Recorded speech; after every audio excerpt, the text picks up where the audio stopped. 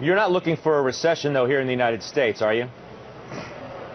Well, I think that we could have a global recession sometime, say, starting in the fourth quarter of this year, early 2013. Yes, that's a distinct possibility.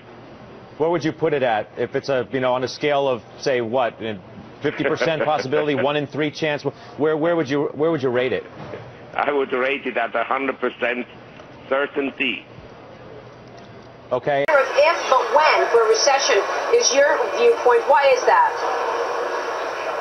Well, I think if you look at the world, we have essentially Europe, we have the US, we have China, and then emerging economies that depend heavily on China. Europe is already in a recession. The German economy is still growing very, very slightly, but likely to go into recession soon. The other economies are in recession. The US has decelerated, and I don't see much growth in the US in the next 6 to 9 or 12 months. If you would measure the cost of living increases properly, real GDP would be negative.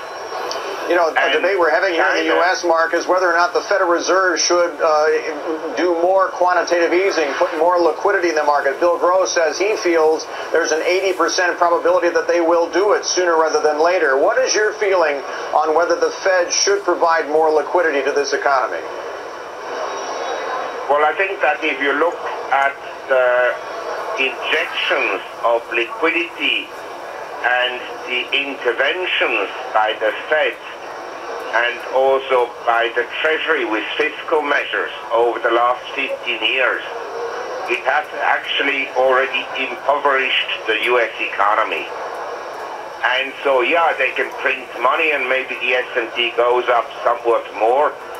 My sense is that the market, the asset market, have pretty much discounted further easing already. So you would have to have massive easing, I mean, a huge balance sheet expansion to boost the S&P here meaningfully.